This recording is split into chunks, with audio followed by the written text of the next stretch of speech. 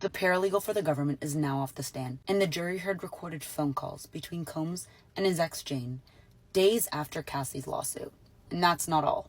They also saw photos, texts, and messages that point to threats, hotel visits, and Wild King mode. So let's break down everything that happened during her testimony. I'm an attorney and I read what happened, so you don't have to. The jury listened to 2 audio recordings between Combs and Jane.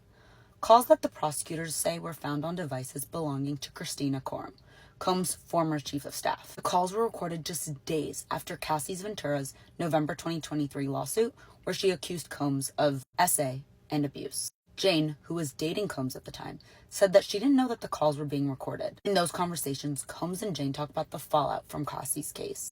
The jury also saw photos recovered from Christina Coram's devices, showing Jane's messages to Combs. One message said, "I don't believe the lovey-dovey stuff.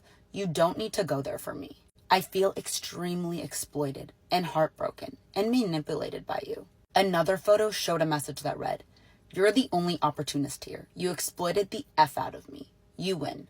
3 years of being used, and you had 3 years of fun with my body." Jane had previously testified that she wrote those messages. Just hours after those messages were captured, Jane texted Coram saying, "He just threatened me about my SEX tapes that he has of me on 2 phones. He said that he would expose me and send them to my child's father." The jury then saw more texts between Coram and Brendan Paul, Combs' assistant. Paul was taking Combs to Jane's house, and Coram warned him, "Might need King stuff potentially." As the visit played out, Paul kept her updated. He texted, "He's just going with the flow. LOL, okay, so basically he's lit." LOL, isn't lit, Paul clarified. Later, Paul texted, "PD active now, running to Walmart now." Coram asked, "Wild King mode active or Gucci bag active?"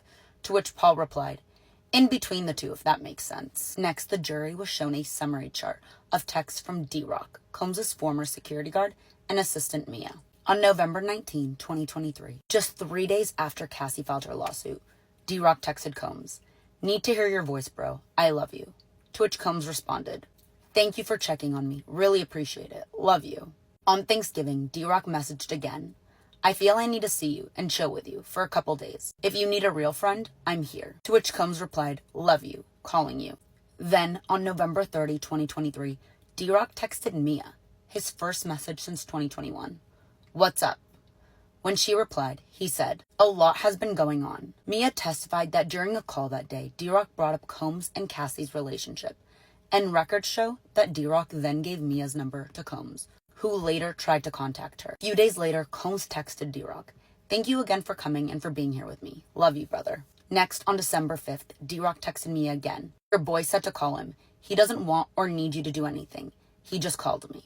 Then, on February 2nd, 2024, D-Rock followed up again. "Good morning. How are you doing? Did you ever speak to P? He called me a couple days ago." The summary chart confirms that D-Rock stayed in contact with Combs throughout this time, from phone calls to threats and loyalty messages. This section of evidence ties key people to Combs in the weeks after Cassie's lawsuit. The paralegal is now being cross-examined, so make sure to come back for that breakdown and let me know if you have comments or questions down below.